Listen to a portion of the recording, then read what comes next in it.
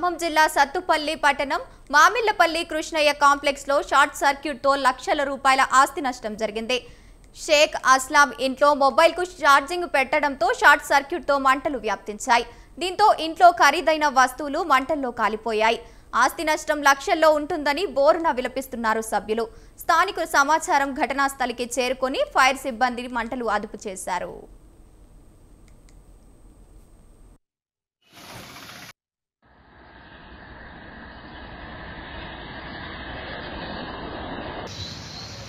ఒకసారి ఇంట్లో మంటలు ఎగిరిపడ్డాయి షార్ట్ సర్క్యూట్ వల్ల. ఫోన్ ఛార్జింగ్కి పెట్టుంటే ఆ ఛార్జర్ వల్ల షార్ట్ సర్క్యూట్ అయ్యి మొత్తం ఒకసారి మంటలు ఎగిరిపడ్డాయి.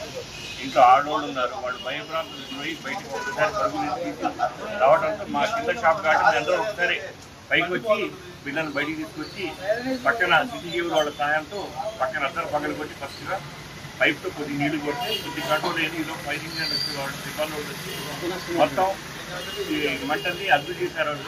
సుమారు ఎంత తిరిగి అందాదాకా అయితే ఒక 10 లక్షల దాకా అయి ఉంటుంది మా అంచనా.